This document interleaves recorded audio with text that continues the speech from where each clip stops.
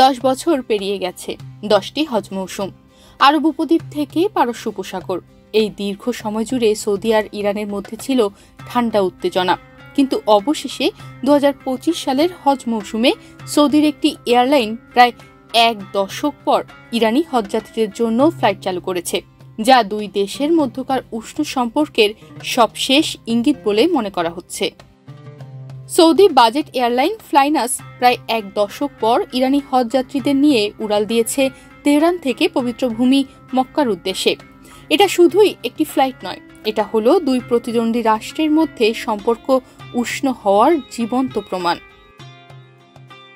Flynas সূত্রে জানা গেছে, এই বছর ইরান থেকে 35,000-এরও বেশি হজযাত্রী সৌদি আরবে যাবেন, যাদের অনেকেই যাবেন মাশহাদ থেকেও চালু হওয়া নতুন ফ্লাইটে। তবে কর্তৃপক্ষ নিশ্চিত করেছে, এই ফ্লাইটগুলো কোনো ব্যবসায়িক উদ্দেশ্য নয়, শুধুমাত্র হজযাত্রী পরিবহনের জন্যই সীমাবদ্ধ। 2023 সালের মার্চ মাসে চীনের মধ্যস্থতায় ইরান ও সৌদি আরব পুনরায় কূটনৈতিক সম্পর্ক স্থাপন করে। এই চুক্তি বদলে দেয় ইতিহাসের গতিপথ। যে দুই দেশ একসময় মুখ দেখত না, আজ তারা কাঁধে কাঁধ মিলিয়ে আকাশপথে হজযাত্রী পাঠাচ্ছে।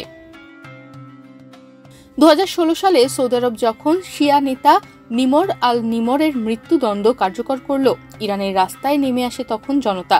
হামলা হয় সৌদি দূতাবাসে। এরপরই সম্পর্ক ছিন্ন করে দুই দেশ। ওই বছর ইরানি কেউই আর হজ করতে পারেনি।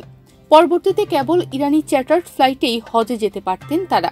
কিন্তু এখন সময় বদলেছে, রাজনৈতিক সম্পর্ক স্বাভাবিক হওয়ায় আবারও ফিরেছে আস্থা, ফিরেছে সরাসরি ফ্লাইট, আর সেই সঙ্গে ফেরা সম্ভব হয়েছে আল্লাহর ঘরেও। সৌদি ইরানের এই মিলনের পর রাজনীতি বিশ্লেষকরা বলছেন, রাজনীতি যা বিভাজন ঘটায়, আন্তরিকতা আর বিশ্বাস তা পুনরায় গড়ে তোলে। এই হজ মৌসুম শুধুমাত্র আরাধনার নয়, এটি দুটি জাতির মিলনের ইতিহাসেও এক নতুন সূচনা তৈরি করেছে। তনিমা রহমান, বাংলাদেশ প্রতিদিন।